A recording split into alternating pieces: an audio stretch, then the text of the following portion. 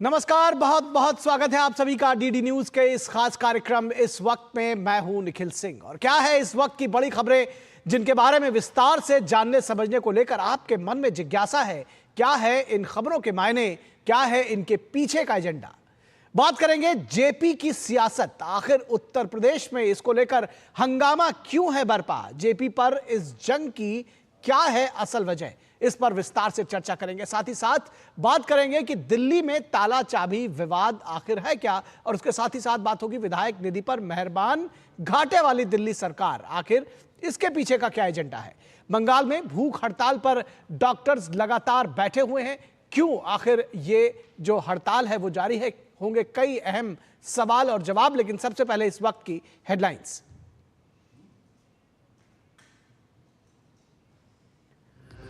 Laos के सफल दौरे के बाद प्रधानमंत्री नरेंद्र मोदी स्वदेश रवाना। लाओस में पीएम का ईस्ट एशिया शिखर सम्मेलन में संबोधन। मुक्त, समावेशी, समृद्ध और नियम आधारित हिंद प्रशांत पर दिया जोर। दिल्ली के बजट घाटे पर बीजेपी का अरविंद केजरीवाल पर हमला। दिल्ली की अर्थव्यवस्था के विध्वंस के लिए बताया आम आदमी पार्टी को जिम्मेदार। वायरल वीडियो की सियासत के बीच आपने विधायक फंड में किया इजाफा। प्रति विधायक अब मिलेंगे 15 करोड़ रुपए। लखनऊ में जेपी की मूर्ति पर माल्यार्पण को लेकर बवाल। अखिलेश यादव ने पिछले साल की ही तरह निर्माणाधीन जेपी स्मारक पर जाने की जिद ठानी। लखनऊ विकास प्राधिकरण ने कहा निर्माणाधीन इमारत में जाने पर हो सकता है खतरा। बीजेपी ने पूछा सवाल, जेपी की जयंती मनाने के लिए सियासी ड्रामे की क्यों पड़ी जरूरत। और पश्चिम बंगाल में डॉक्टर्स के भूख हड़ताल पर डॉक्टर्स फेडरेशन सक्रिय। कोलकाता में 50 डॉक्टर्स ने इस्तीफा दिया। फेडरेशन ने कहा डॉक्टर्स चाहते हैं सुरक्षित माहौल। आरजी कर घटना के बाद असंतोष का सिलसिला जारी।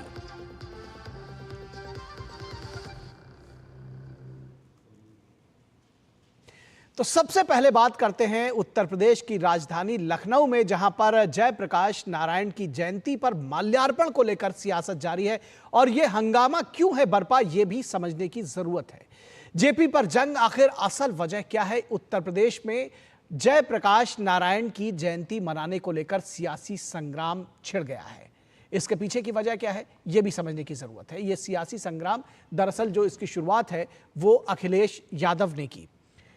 दरअसल सपा प्रमुख अखिलेश यादव लखनऊ में निर्माणाधीन Jayprakash Narayan international convention centre जाकर जेपी को श्रद्धांजलि देने की जिद पर अड़े हुए थे, लेकिन इससे पहले ही कन्वेंशन सेंटर का गेट सील कर दिया गया।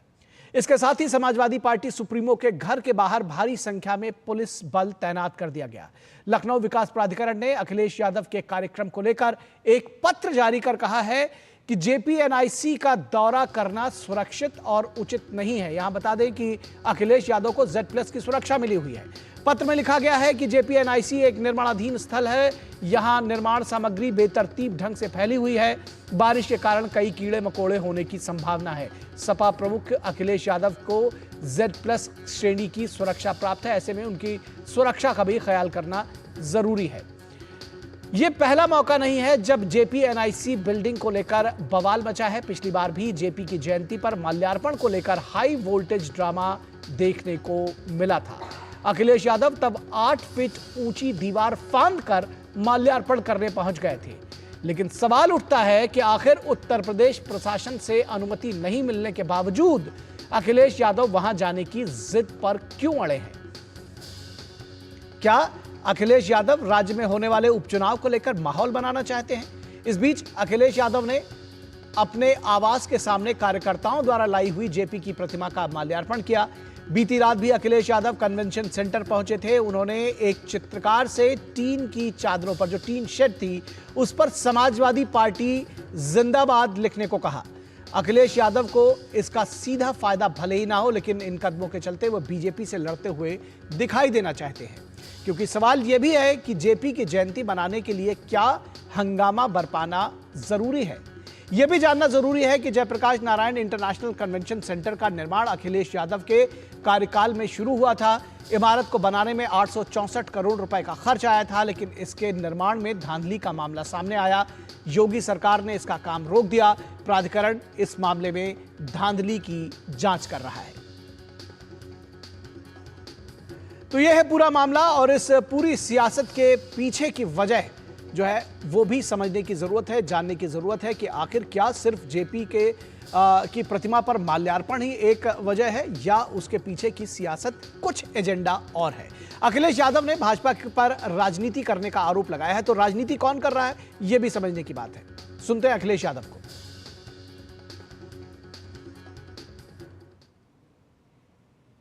हम लोग जयंती मनाते हैं, लेकिन पता नहीं सरकार क्या कारण है जयंती के लिए रोक रहे हैं, माल्यार्पण नहीं करने दे रहे हैं। ये रोकने का काम ये नया नहीं है। भारतीय जनता पार्टी ने हर अच्छा काम रोका है। वहीं भाजपा का क्या कुछ कहना है, प्रदीप भंडारी क्या कुछ कह रहे हैं, ये आपको सुनाते हैं। अखिलेश यादव जी राजनीति कर रहे हैं। जो नोटिस जारी किया है वो स्पष्ट करता है कि अभी कंस्ट्रक्शन इनकम्प्लीट है। अगर अखिलेश यादव जी को इतना ही सच्ची नीयत से इंटरेस्ट होता तो वो अपने ऑफिस के अंदर भी जयप्रकाश नारायण जी को नमन कर सकते थे। दिक्कत यह है कि आज समाजवादी पार्टी जयप्रकाश नारायण जी के आइडियल्स को भूल चुकी है।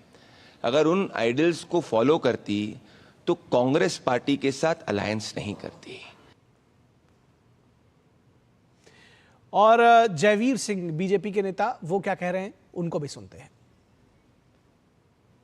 वहाँ बंद पड़ी बिल्डिंग में अनुमति चूंकि माल्यार्पण की नहीं दी जा सकती है, तो यहाँ विकास प्राधिकरण ने, लखनऊ विकास प्राधिकरण ने कल ही अवगत करा दिया था अखिलेश जी को वहाँ माल्यार्पण किया जाना सुरक्षा कारणों से कतई उचित नहीं है, इसलिए अनुमति देने से इनकार कर दिया था एलडीए ने।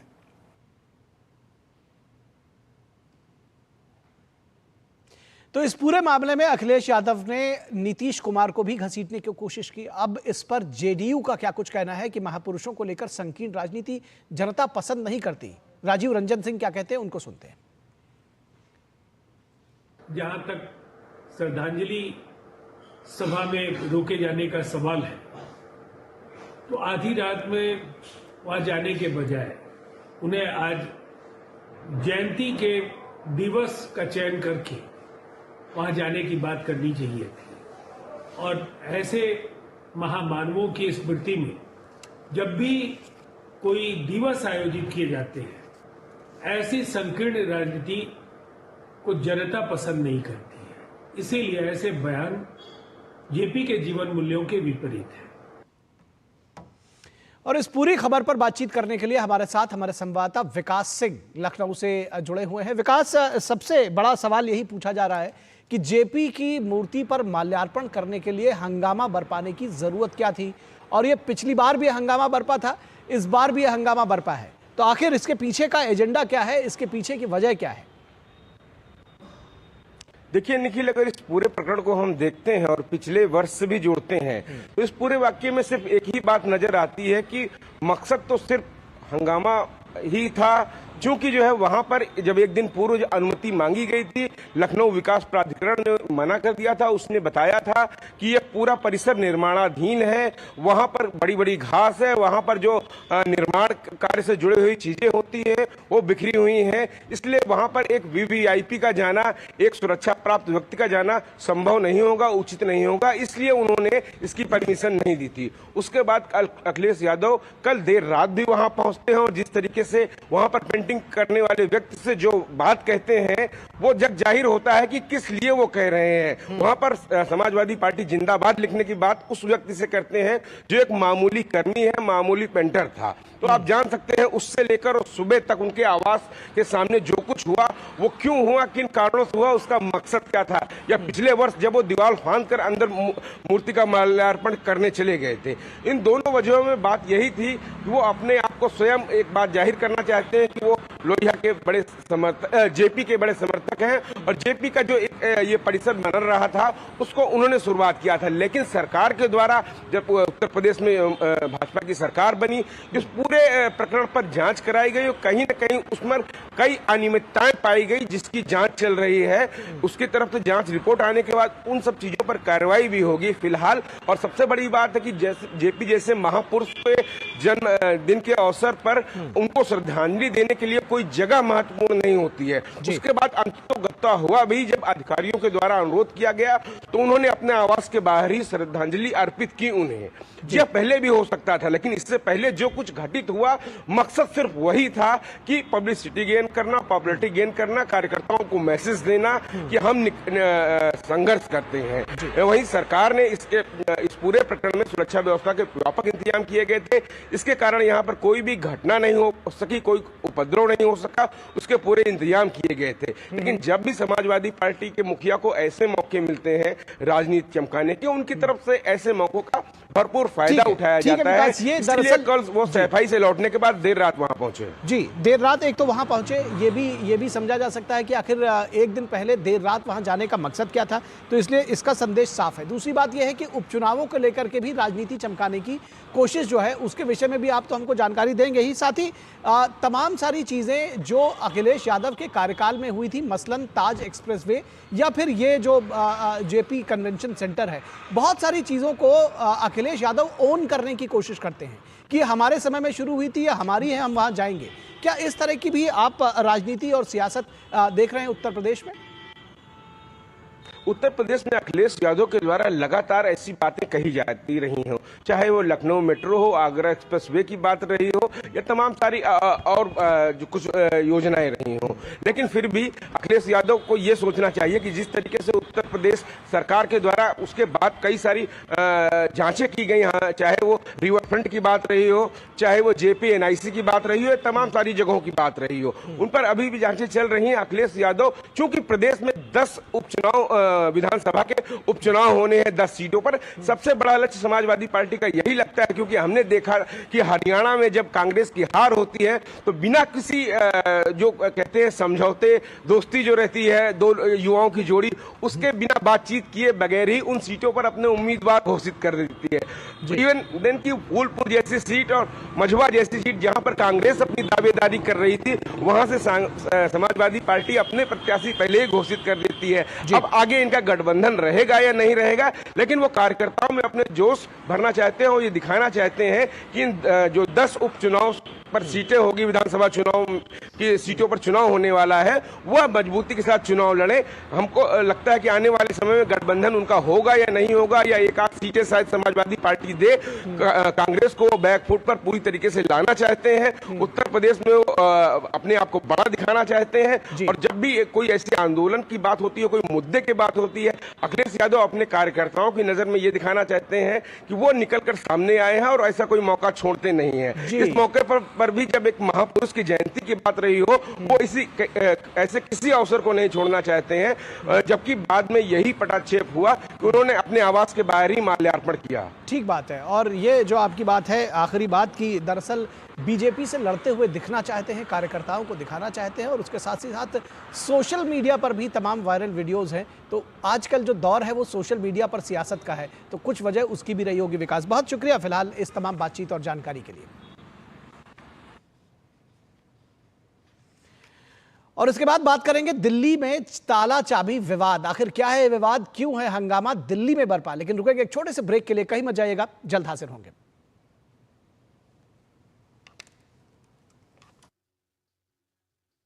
के खाने में रेस्टोरेंट जैसा स्वाद ले आए MDH का शाही पनीर मसाला। पनीर को क्या मस्त बना डाला।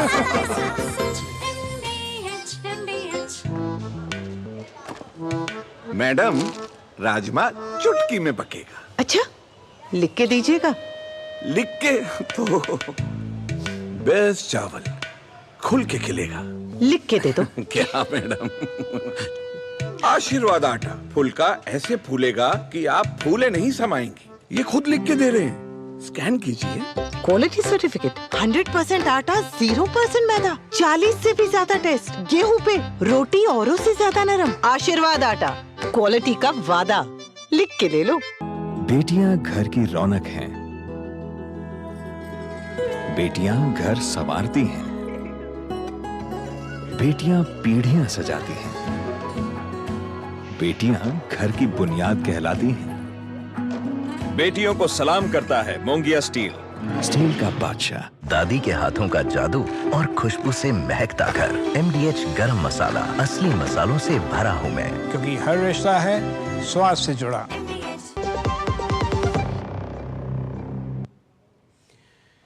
ब्रेक के बाद एक बार फिर आप सभी का स्वागत है और अब बात दिल्ली में ताला चाबी विवाद पर। दिल्ली के पूर्व मुख्यमंत्री अरविंद केजरीवाल के बंगले की चाबी किसके पास है, ये एक बड़ा सवाल है और PWD जो है वो ये सवाल अरविंद केजरीवाल से दरअसल पूछ रहा है।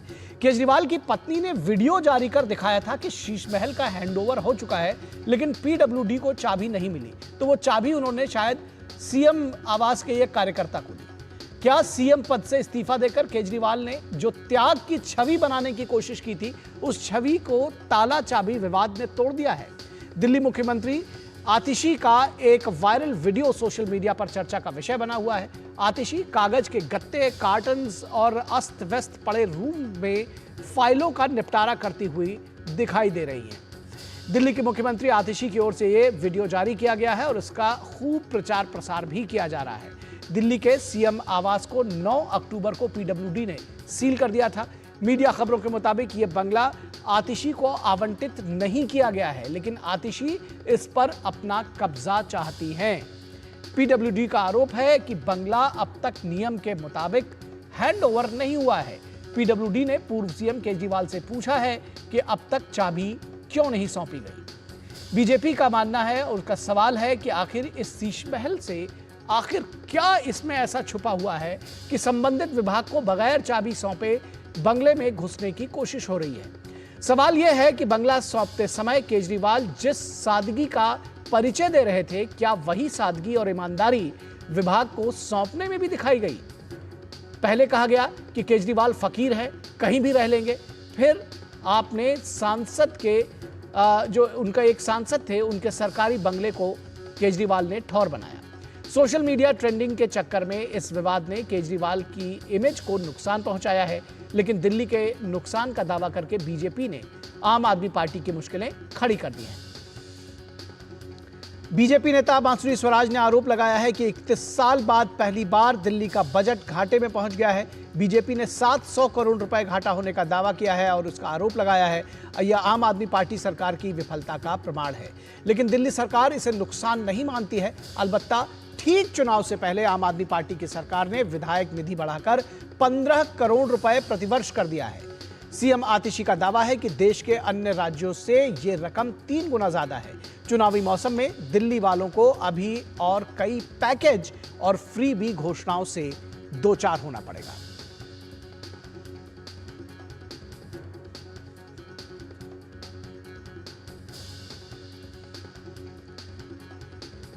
तो ये पूरी सियासत है दिल्ली की कि किस तरह से घाटे में चल रही दिल्ली सरकार में जो 700 करोड़ रुपए की घाटे की बात कही गई है वो क्या कुछ है। आखिर आइए आपको हम सुनाते हैं। भाजपा ने दिल्ली सरकार पर आरोप लगाया है कि 31 साल बाद पहली बार दिल्ली का बजट घाटे में कैसे पहुंच गया है। आम आदमी पार्टी की सरकार केवल प्रचार प्रसार और भ्रष्टाचार में लिप्त है। ये ऐसी बेपरवाह सरकार है जिसके लापरवाह मुखिया केवल सत्ता की फिक्र करते हैं, लेकिन दिल्ली वासियों की फिक्र नहीं करते। और इसीलिए 31 साल में पहली बार एक नई उपलब्धि केजरीवाल सरकार ने अपने खिलाफ दर्ज जरूर करवाई है कि पहली बार दिल्ली का बजट 7,000 करोड़ रुपए के डेफिसिट में है। आपने जिस तरह से सरकारी नियमों का उल्लंघन करके उस विभाग में, उस भवन में आतिशी मार्लेना को घुसाने की कोशिश की है, वो असंवैधानिक था। और खुद आतिशी मार्लेना को सोचना चाहिए कि खुद उनके पास मथुरा रोड पे एक बंगला अलॉट है तो दूसरा बंगला कैसे ले सकते हैं। उस शीश महल में आपके भ्रष्टाचार के कई राज दफन है जो आप जनता को दिखाना नहीं चाहते। उस शीश महल के अंदर अवैध रूप से पेड़ काटे गए, उस शीश महल में अवैध रूप से कंस्ट्रक्शन की गई, उस शीश महल में दिल्ली की जनता की गाड़ी कमाई का पैसा लगाया गया जिसे लूट कर आपने बनाया है। अब वो बंगला सील हो गया और मैं उम्मीद करता हूं कि इसकी जांच अच्छे से होगी, दोषी अधिकारियों के साथ साथ आप जैसे भ्रष्टाचारियों पर भी कार्रवाई हो। और इस पूरे प्रकरण पर आम आदमी पार्टी के नेता संजय सिंह क्या कहते हैं, आइए उनको भी सुनते हैं। भारतीय जनता पार्टी के पास कोई काम नहीं है, तो उनको कुछ ना कुछ ड्रामा नौटंकी रोज करना है, तो वो अपना करते रहे, वो हमारे लिए महत्वपूर्ण नहीं है। वो घर उनको मुबारक हो, वो घर जिसको देना चाहे भाजपाई जो वहाँ रहना चाहता रहे। तो घर तो केजरीवाल जी ने भी खाली कर दिया है और आतिशी जी का तो सामान ही फेंकवा दिया था। अब हमें दिल्ली के बारे में जो बकाया काम रह गए वो काम पूरा करने पे ध्यान देना है। और इस पूरे विवाद पर, इस पूरी खबर पर बातचीत करने के लिए हमारे साथ 3 खास मेहमान जुड़े हुए हैं, उनसे आपका परिचय करा दें। हमारे साथ डॉक्टर अनिल गुप्ता जो कि बीजेपी के प्रवक्ता हैं, वो जुड़े हुए हैं। हमारे साथ संजीव कौशिक जो आम आदमी पार्टी के समर्थक हैं और राजनीतिक विश्लेषक भी हैं, वो हमारे साथ जुड़े हुए हैं। आप दोनों का स्वागत है। विनोद जी हमारे साथ जुड़े हैं, विनोद मिश्रा हमारे कंसल्टिंग एडिटर, उनका भी स्वागत है। विनोद जी, आपके साथ अगर हम इस पूरी खबर को समझना चाहें तो ये आखिर ऐसा उस बंगले में क्या कुछ छुपा हुआ है? मैथिली शरण गुप्त की वो कविता आपने सुनी होगी कि बना हुआ है प्रहरी जिसका, उस कुटीर में क्या धन है, जिसकी रक्षा में रत उसका तन है, मन है, जीवन है। ऐसा लगता है कि आम आदमी पार्टी की जो उस बंगले को, उस शीश महल को जिसका नाम दिया गया है, उसमें जाने की इतनी अकुलाहट क्यों है? निखिल, आपकी इस रिपोर्ट का ताला चाबी विवाद को देख के लोग, पब्लिक तो एक शायद हंसे या रोए, लेकिन ये सवाल तो दिल्ली के लोग पूछेंगे ही कि भाई दिल्ली के सरकार के जो सीएम ऑफिस है, करोड़ों के और आलीशान ऑफिस है। अगर आप कभी ऑफिस में अगर जाएं, बीजेपी का ये भी आरोप रहा है कभी कि 87 करोड़ रुपया खर्च करके सीएम ऑफिस बनाया गया था, सीएम केजरीवाल ने बनाया था जब वो थे वहाँ। उस ऑफिस के जाने के बजाय अगर केजरीवाल के छोड़ने के बाद आतिशी गत्ते के कवर पे और ये कार्टून के डिब्बों पे बैठ के और सेक्रेटेरिएट के फाइलों को डील कर रही है, तो इसको कहा जा सकता है कि परसेप्शन की सियासत में आम आदमी पार्टी कोई भी लेवल को तोड़ सकती है। लेकिन सवाल ये सीएम आतिशी का और उसके बाद का ये बंगला का नहीं है, उससे भी बड़ा सवाल है जो आपकी रिपोर्ट से सीधे सीधे मैं पूछ सकता हूँ कि जब बंगला छोड़ने के बाद, जिसको बीजेपी ने शीश महल कहा था, 50 करोड़ के बंगले पे खर्च रिनोवेशन पे होने का आरोप है, जिसकी सीबीआई और कई एजेंसी शायद जांच भी कर रही है जी। तो इतने बड़े बंगले आपने जो त्याग के बाद कही और उसको केजरीवाल के रिजर्वेशन देने के बाद आपने छोड़ने की बात कही और उसको आप 1 महीने या हफ्ते भर के अंदर में शायद छोड़ा, तो आप जिस तरह से निकल रहे थे घर से तो लोगों को लग रहा था कि इस बंगले से आपका कोई लगाव नहीं है। लेकिन अचानक जब ये बात सामने में आई 2 दिन के बाद कि पीडब्ल्यूडी ने पूछा कि ये चाबी कहाँ है, तो ये चाबी कहाँ है, उसके बाद ही विवाद शुरू हुआ कि ये चाबी आतिशी के पास चली गई और आतिशी का सामान भी उसमें आ गया। तो अब सवाल ये है कि ये सरकारी सिस्टम में जिसको भी थोड़ा मोड़ा ज्ञान होगा सिस्टम का, आप जैसे हम जैसे भी लोग जब इस सिस्टम में काम करते हैं तो कभी भी संस्थान छोड़ने और संस्थान को बदलने के प्रक्रिया में आपको सब चीज का एक नो ड्यूज लिख के देना होता है जी। और ये एक चीफ मिनिस्टर रहे हैं, उनको पता नहीं है कि जब पीडब्ल्यूडी को आप हैंड ओवर करेंगे तो पीडब्ल्यूडी के पास में कम से कम वो सारी चीज़ों की लिस्ट होगी कि आपके बंगले में क्या क्या चीज़ें थी, क्या क्या चीज़ें दूसरे को हैंड ओवर करना है। आप पूरे सिस्टम को किस तरह से चला रहे होंगे, इसका अंदाजा भी इस बंगले के में ताला चाबी विवाद में दिखता है। जो सबसे इंपॉर्टेंट ये है कि परसेप्शन की सियासत में जब कल पूरे आम आदमी पार्टी और सीएम आतिशी के ऑफिस से जब इस वीडियो को चलाया जा रहा था, मुझे लगता है कि केजरीवाल को लेके जो इमेज उन्होंने बनाया था उसको उस वीडियो ने तार किया है। ठीक है संजीव जी, आपने सुना विनोद जी की बातें, उसमें सवाल ये भी जुड़ जाता है कि आखिर उस बंगले में ऐसा क्या है कि सारे नियमों को ताक पर रखकर एनओसी दिए बगैर पीडब्ल्यूडी को चाबी सौंपते और उसके बाद आतिशी को अगर अलॉट होता तो वो उसमें जाती, उसके बगैर आपस में अदला बदली करके चाबी लेके बंगले में घुस गए, फिर उनको निकालना पड़ा। ऐसी स्थिति क्यों आई, क्या वजह है इसके पीछे? 2 मिनट के लिए मान भी लेते हैं निखिल कि यदि वो बंगला शीश महल नहीं स्वर्ण मंदिर ही है, 2 मिनट के लिए मान लेते हैं, तो भारतीय जनता पार्टी दिल्ली के दिलों में अपनी जगह बनाए और अपना मुख्यमंत्री तय करे। वो मुख्यमंत्री उस बंगले में रह क्या ऐतराज, इससे क्या ऐतराज हो सकता है भला? अरविंद केजरीवाल से पहली बात तो ये कही जा रही है कि अरविंद केजरीवाल ने बंगला खाली नहीं किया। हम संजय सिंह का प्रेस कॉन्फ्रेंस देख रहे थे तो उसमें साफ संजय सिंह एक पेपर दिखाते हैं, वो जीएडी डिपार्टमेंट का, और वो कहते हैं कि 4 तारीख को 4:10 पर उन्होंने बंगले की चाबी सौंप दी और उसके बदले में एक सर्टिफिकेट वो दिखाते हैं और कहते हैं कि ये सर्टिफिकेट मिला कि इसमें बिजली बिल कोई ड्यू नहीं है, इसमें गैस का कोई ड्यू नहीं है या किसी तरह का कोई सामान मिसिंग नहीं है। वो एक सर्टिफिकेट दिखाते हैं और कहते हैं कि ये दे दिया जाए। उसके बाद में ये दृश्य दिखाई देता है कि आतिशी मरलेना या मुख्यमंत्री भी उसमें घुसती हुई, आतिशी सिंह घुसती हुई दिखाई देती है। अब सवाल यह है कि जिस चाबी को सौंप दिया गया, जिस चाबी को सौंपने के बाद में एक सर्टिफिकेट अरविंद केजरीवाल को दिया गया और वो संजय सिंह प्रेस कॉन्फ्रेंस में दिखाते हैं, उसके बावजूद ऐसा कौन सा चाबी मिल गया जिस चाबी को लेकर के पिछले दरवाजे से घुस गई या अगले दरवाजे से घुस गई? सारे मीडिया ने दिखाया था ना, घुसते हुए दिखाया था मीडिया ने। तो वो चाबी कहां से आया उनके पास कि वो घुस गए? जाहिर सी बात है कि वो चाबी दिया गया। अब सवाल ये उठता है कि हैंड ओवर किसने किया था, पेपर वर्क हुआ या नहीं हुआ? हम 2 मिनट के लिए मान लेते हैं कि पेपर वर्क नहीं भी हुआ, जो सब कानूनी या जो प्रक्रिया पूरी करनी थी वो भी पूरी नहीं की गई। कितना वक्त लगता है पूरी करने में? सवाल ये है कि आप क्या उस बंगले में जाने देना चाहते हैं मुख्यमंत्री को या उस बंगले से बाहर करना चाहते हैं? भारतीय जनता पार्टी की शुरू से ही ये रणनीति रही है कि जो इनसे सवाल करे, जो इन्हें टक्कर दे, उसे वो कभी सदन से बाहर करते हैं, कभी सदन का बंगला छीन लेते हैं और सांसद का बंगला छीन के बाहर करते हैं और तमाम बाद में वो मुंह की खाते भी हैं। ठीक है, जब ये सवाल पूछेंगे कि आखिर वो इस बंगले में क्यों नहीं जाने देना चाहते, तो ये सवाल ये भी उठेगा कि आखिर इस बंगले में से ऐसा प्रेम क्यों है? और जो आपने कहा सर्टिफिकेट जारी किया, उन्होंने चाबी दे दिया, तो चाबी किसको दे दी? ये भी एक सवाल है। एनओसी किसने दे दी?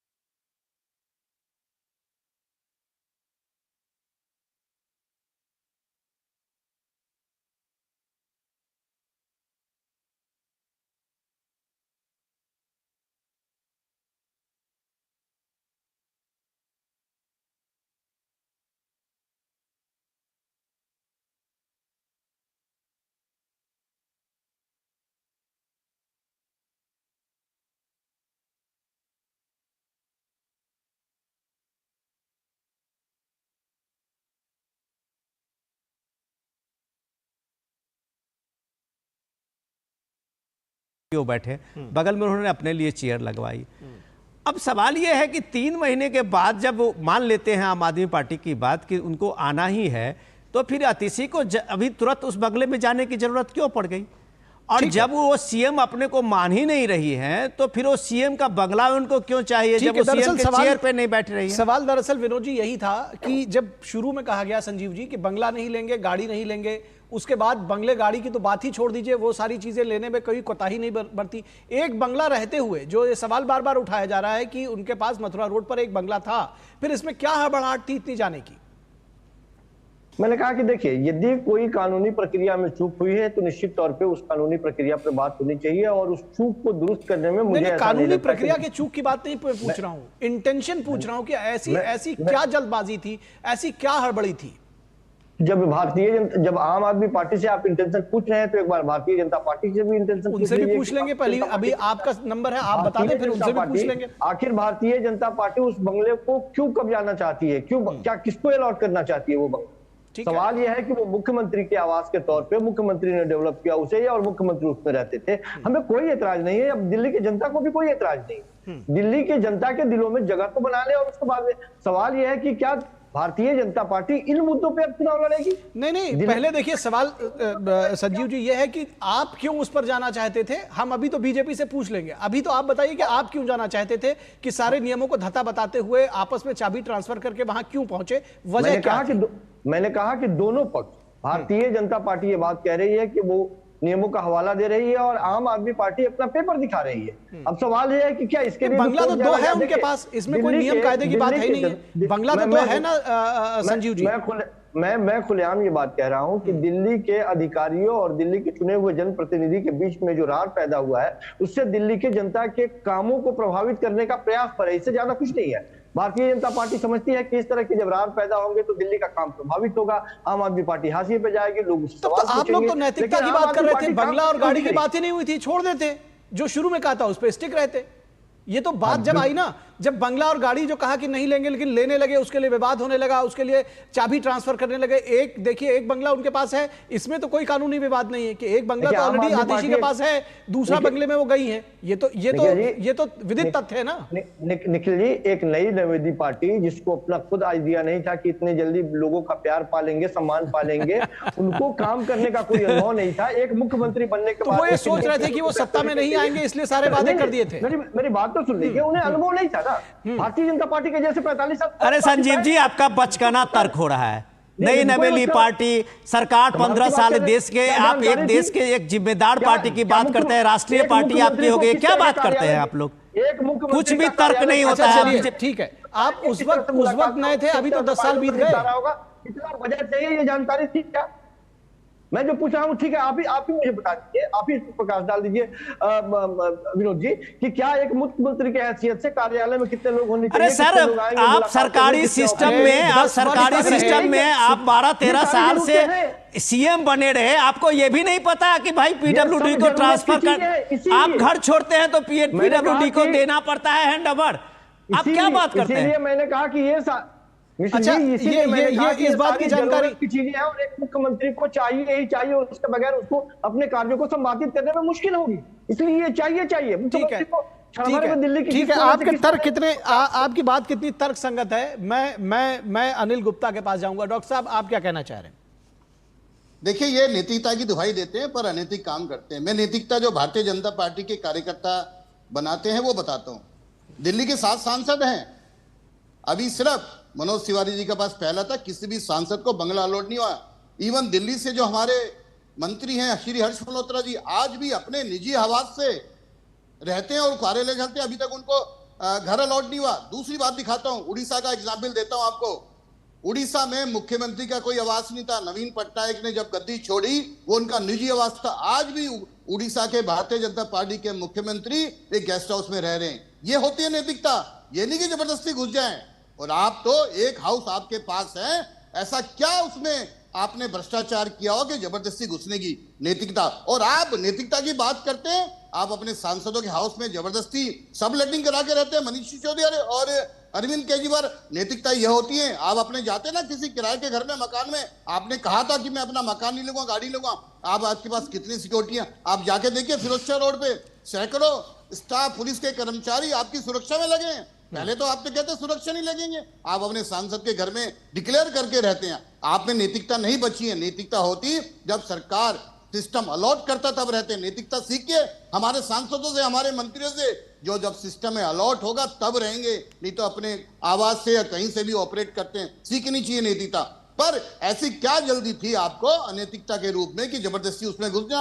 आपने प्रक्रिया का पालन नहीं करा और ऑलरेडी आपके पास ऐसा आवास है जो पहले मुख्यमंत्री के पास रहा है, उसी में तो 10 साल से आप शीला दीक्षित जी रही, उसी में आप रह रहे हो।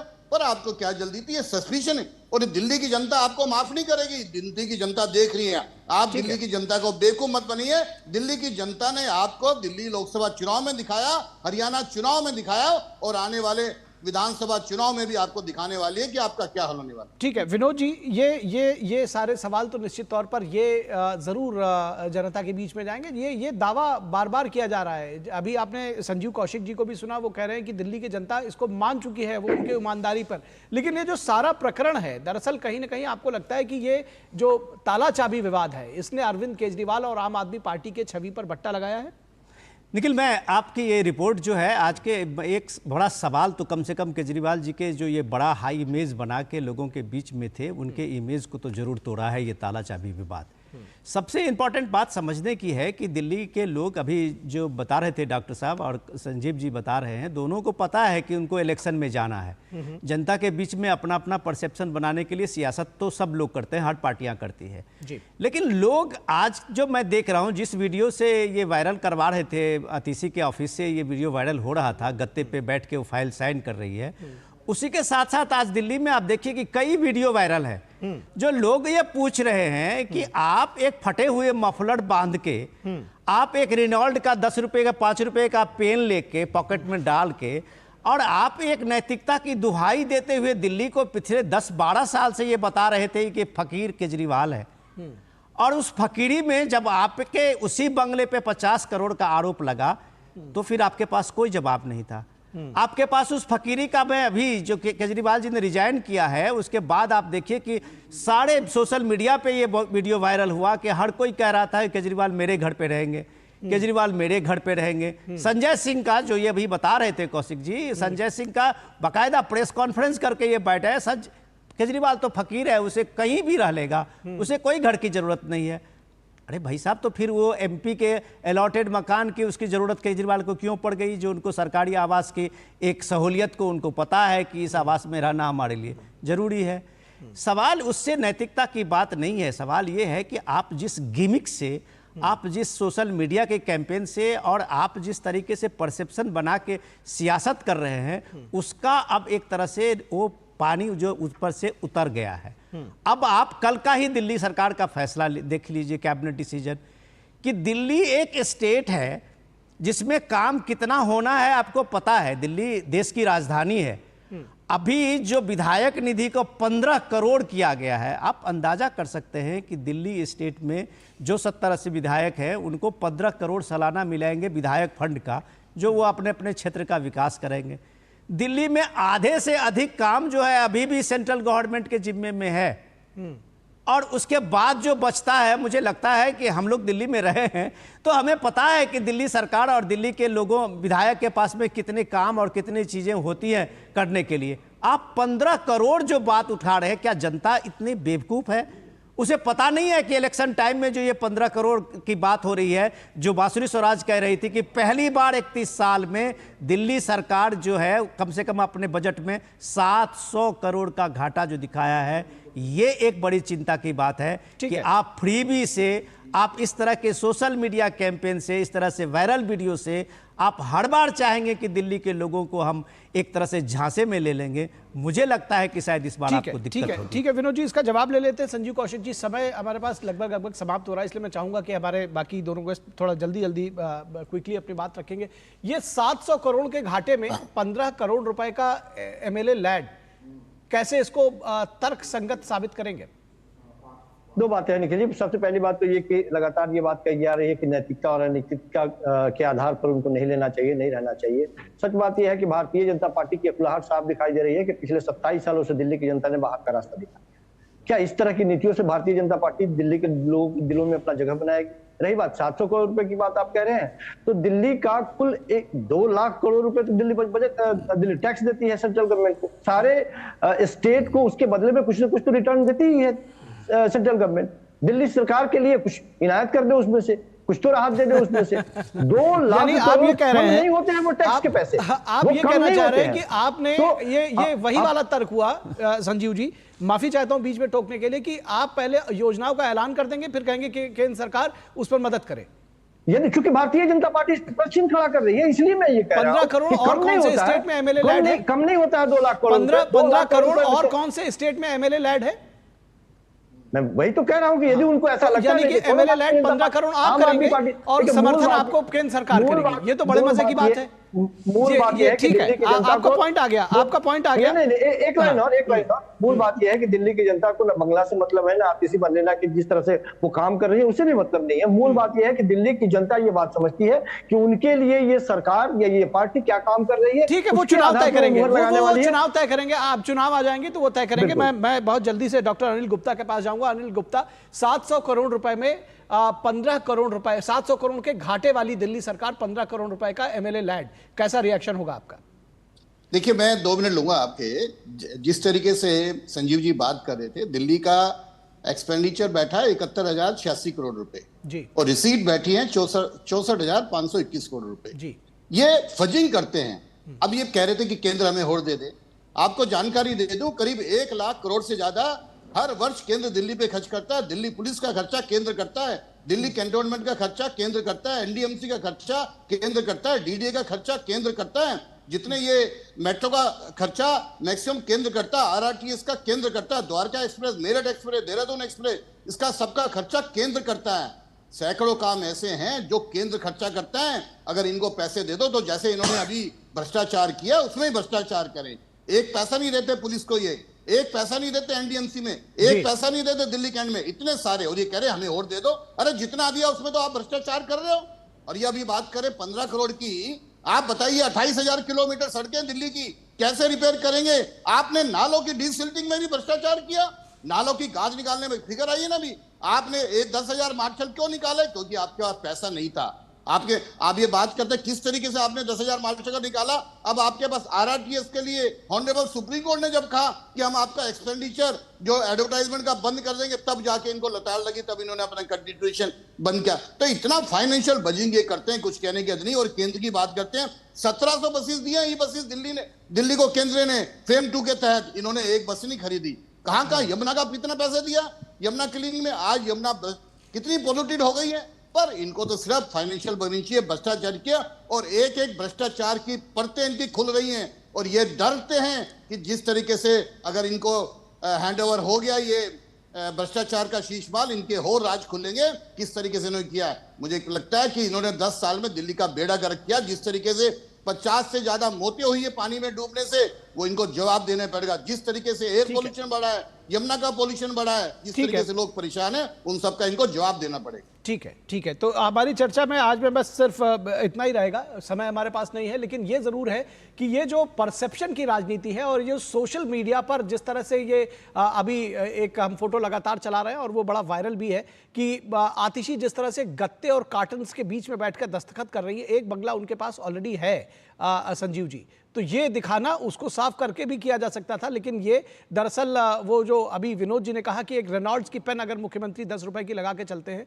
इससे अगर वो अपनी तनख्वाह ना लेते तब ये बात मानी जाती। वो सैलरी भी ले रहे हैं, वो बंगला भी ले रहे हैं, वो गाड़ी भी ले रहे हैं, और उसके बाद अगर आप एक रेनॉल्ड्स की पेन लगाकर, तो जाहिर तौर पर ये परसेप्शन की राजनीति है और आप जनता को ये दिखाना चाहते हैं। बहुत शुक्रिया आप तीनों का, डॉक्टर अनिल गुप्ता, संजीव कौशिक और विनोद मिश्रा, इस चर्चा में जुड़ने के लिए। और यहां रुकेंगे एक छोटे से ब्रेक के लिए। ब्रेक के बाद जब वापस आएंगे तो बात करेंगे कि बंगाल में भूख हड़ताल पर डॉक्टर्स आखिर क्यों ये हड़ताल जो है वो खत्म नहीं हो रही है।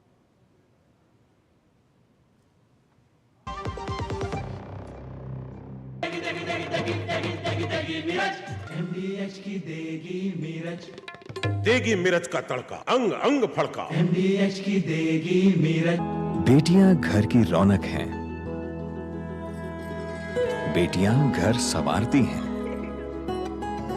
बेटियां पीढ़ियां सजाती हैं, बेटियां घर की बुनियाद कहलाती हैं। बेटियों को सलाम करता है मोंगिया स्टील, स्टील का बादशाह। हाथ धोकर आते हैं। साबुन की जगह हैंड वॉश। मोहन का प्रमोशन हो गया क्या? सैवलॉन हैंड वॉश तो हमारा रोज का है। सिर्फ 10 रुपए में 200 ml हैंड वॉश बनाओ। Savlon powder to gel hand wash, germ से बचाए, शान बढ़ाए। बात जब पीढ़ियों के लिए बनने वाले घर की हो तो जिम्मेदारी बड़ी हो जाती है। गैलेंट समझता है ये जिम्मेदारी। अब डबल एम रिब्स के साथ गैलेंट एडवांस TMT रीबार, निर्माण का रियल हीरो। ब्रेक के बाद एक बार फिर आप सभी का स्वागत है और अब बात करेंगे बंगाल में भूख हड़ताल पर डॉक्टर्स और ये जो अनशन है ये खत्म नहीं हो रहा है। कोलकाता के RG कर मेडिकल कॉलेज में लेडी डॉक्टर के रेप और हत्या के मामले में साथी डॉक्टर्स आंदोलनरत हैं। 7 ट्रेनी डॉक्टर्स पिछले 6 अक्टूबर से अनशन पर बैठे हैं, भूख हड़ताल पर बैठे हैं। इनमें से 2 को हॉस्पिटल में भर्ती भी कराया गया है। 9 अगस्त की घटना को लेकर कोलकाता के डॉक्टर्स ने 42 दिनों तक विरोध प्रदर्शन किया था, लेकिन सुरक्षा के नाम पर ममता सरकार अभी भी खरी नहीं उतरी है। जूनियर डॉक्टर्स के अनशन को लेकर कई मेडिकल एसोसिएशंस ने ममता सरकार को चिट्ठी लिखी है। उनका कहना है कि डॉक्टर्स सुरक्षित माहौल में काम पर लौटना चाहते हैं। ऐसा करने में सरकार को आखिर क्या दिक्कत है, ये सवाल पूछा जा रहा है। कल कोलकाता के एक हॉस्पिटल में 40 डॉक्टर्स ने भूख हड़ताल पर बैठे डॉक्टर्स के समर्थन में इस्तीफा दे दिया। कई और हॉस्पिटल के डॉक्टर्स ने सांकेतिक इस्तीफे की पहल की है। डॉक्टर्स अपने जूनियर डॉक्टर्स के अनशन से चिंतित हैं, लेकिन ममता सरकार की ममता गायब है। RG कर मेडिकल कॉलेज के 50 डॉक्टर्स पहले ही इस्तीफा दे चुके हैं। सवाल यह है कि क्या ममता सरकार गरीबों की चिकित्सा को लेकर बेपरवाह है? लोकतंत्र में किसी के विरोध को सुनना सरकार की जिम्मेदारी है। कोलकाता पुलिस अनशन समाप्त करने की अपील बार बार कर रही है, लेकिन प्रोटेस्ट की राजनीति से ही मुख्यमंत्री के पद तक पहुंचने वाली ममता बनर्जी शायद इस विरोध को फिजूल मान रही है।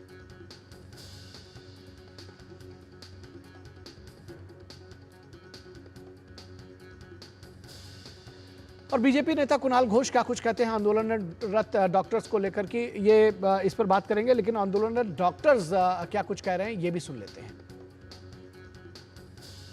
We have seen that the chief secretary had called us. She had sent a mail and called us day before yesterday. We sat down in a meeting with our chief secretary, hoping that he'll listen to our demands and he will address them and fulfill them. But we saw whatever they gave us only verbal assurances. They were not even ready to hear us out. They only gave us vague assurances and told us they may look into it, but let the festival get over while all of our colleagues are suffering. And they told us to call off the hunger strike without meeting any of our demands. तो ये आक्रोश आप देख सकते हैं। महिला doctor का कहना है कि हमारी बात को ठीक से सुना भी नहीं गया। वर्बल एश्योरेंस के जरिए कहा जा रहा है कि ये फेस्टिवल निकल जाने दीजिए, उसके बाद हम देख सकते हैं, देखेंगे भी नहीं कह रहे हैं कि देखेंगे। उसके लिए ये भी नहीं कहा जा सकता है कि ये है। तो आप जो आक्रोश है डॉक्टर्स का वो आप समझ सकते हैं। TMC नेता कुणाल घोष कहते हैं कि कोलकाता पुलिस लगातार न्याय दिलाने का प्रयास कर रही है।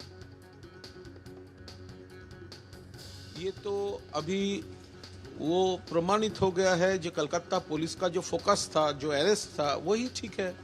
तो ये लोगों का पसंद नहीं हो रहा है। इसको पॉलिटिक्स करने के लिए जो नाम चाहिए वो CBI चार्जशीट में होना चाहिए, नहीं तो CBI। अरे आप लोग CBI मांग कर रहे थे, अभी CBI चार्जशीट दिया है, उसको तो एक्सेप्ट कर लेना चाहिए। और इस पूरी खबर पर बातचीत करने के लिए हमारे साथ हमारे संवाददाता प्रसेनजीत बख्शी इस वक्त कोलकाता से हमारे साथ जुड़े हुए हैं। आपने अभी सुना कुणाल घोष को, वो कह रहे हैं कि ये दरअसल डॉक्टर्स कहीं ना कहीं जो उनकी बात कहने का जो पूरा लब्बो-लुआब था, वो ये कह रहे हैं कि जैसे डॉक्टर्स भी इस सियासत में शामिल हैं।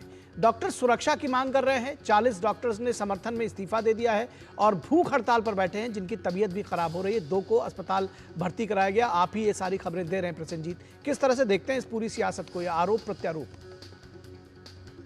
निखिल, देखिए, सबसे पहले तो ये बात बता दूं कि कुणाल घोष या तृणमूल कांग्रेस की कोई भी हो, इन लोगों ने सियासत पर लाने के लिए कोशिश में लगे हुए हैं पहले दिन से। पूरे ये जो आंदोलन है, ये आंदोलन अस्पताल के अंदर जो हेल्थ वर्कर है उनकी सुरक्षा लेकर है।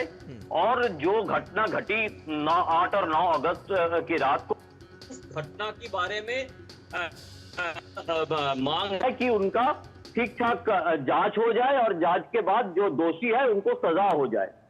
तो ऐसे कुणाल घोष को जैसे पता है कि सीबीआई अपना काम कर रहे हैं और डॉक्टर को भी पता है कि सीबीआई अपना काम कर रहा है, लेकिन सरकार को जो काम करना चाहिए था या सरकार को जो 10 दफा मांगे बताया गया था 8 और 9 अगस्त के बाद से ही, कुणाल घोष इसके बारे में नहीं बता रहा है कुछ, इसके बारे में कोई चर्चा करने के लिए भी तैयार नहीं है। मैं यहाँ पे 2-3 बातें 1-2 करके निखिल अगर आप मौका दे तो मैं बता दूं। बात तो यह है कि जो भूख हड़ताल में बैठे हुए हैं डॉक्टर, इनका आरोप है, मैं ये नहीं कह रहा हूं कि इसमें सच्चाई कितना है कि, लेकिन भूख हड़ताल में बैठे हुए कोलकाता में 6 डॉक्टर अभी एक अस्पताल में है और सिलीगुड़ी में दो डॉक्टर, इनमें से एक सिलीगुड़ी का एक कोलकाता का। इनका आरोप है कि पुलिस की तरफ से उनके घर पे जाके उनके रिश्तेदारों के ऊपर दबाव डाला जा रहा है। पहली तो इसका जवाब कुणाल घोष के पास नहीं है।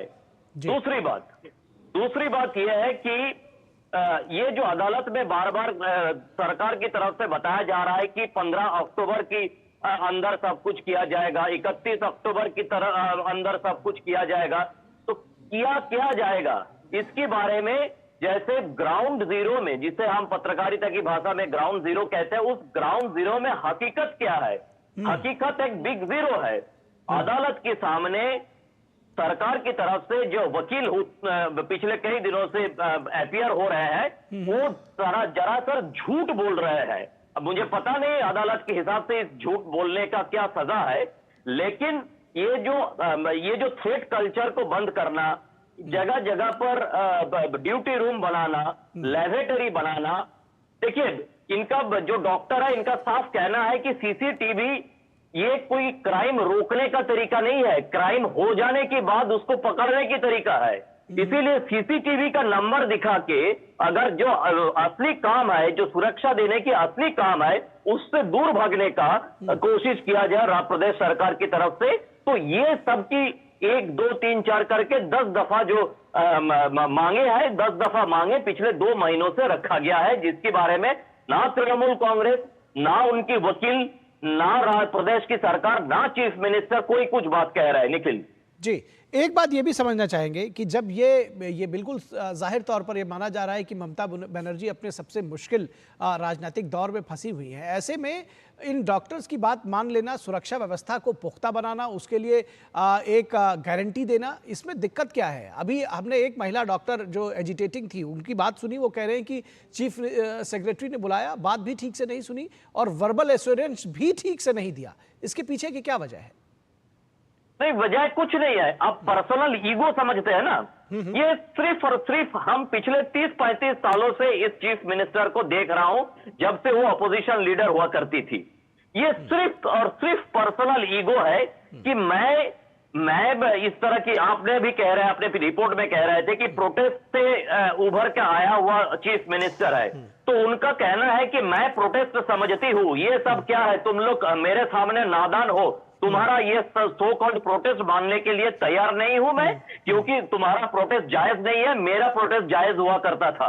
तो ये जो एक इगोइस्टिक सिचुएशन है, पहली बात ये ना मानने की ये एक कारण है। दूसरी कारण है कि पिछले 13 साल में ये तृणमूल कांग्रेस की सरकार अस्पताल को जिस तरह से थ्रेट कल्चर की एक हिस्सा बना चुके हैं, उस थ्रेट कल्चर से बाहर निकलना ममता बनर्जी या तृणमूल कांग्रेस से मुश्किल है, इसीलिए नहीं हो पा रहा है। और इसके अलावा तीसरी बात है, सरकार के पास पैसा नहीं है। जो 100 करोड़ रुपया की बताया जा रहा है वो शैडो क्या कहते हैं उसको, फंड है, शैडो फंड होता नहीं है, उसके ऊपर जबरदस्ती कॉन्ट्रैक्टर से काम कराया जाता है। ये शैडो फंड है, सरकार के पास पैसा नहीं है। और लास्टली ममता बनर्जी का कहना है कि मेरा सर किसी के सामने झुकता नहीं है, मेरा जो लोगों को डर दिखाने का अस्त्र होता था, तलवार होता था, वो पुलिस है। आपको पुलिस से हम डरवाएंगे, अगर आप पुलिस से नहीं डरते हैं तो आपको किसी दूसरे तरीका से डराएंगे। हाँ। लेकिन मुश्किल इस बात की है, लोग अब डरते नहीं है, इसीलिए ममता बनर्जी फिर ज्यादा गुस्सा हो रही है। एक सवाल का जवाब मैं बहुत जल्दी से मैं चाहूंगा कि 1-2 सेंटेंस पे दे। डॉक्टर्स की आगे की क्या रणनीति है इस सारी स्थिति को देखते हुए? देखिए, फेमा और आईएमए की तरफ से जो चिट्ठी चीफ मिनिस्टर को दिया गया था कल, उसमें 24 घंटे की बात बताया गया था और आज 2 और डॉक्टर की हाल काफी गंभीर है।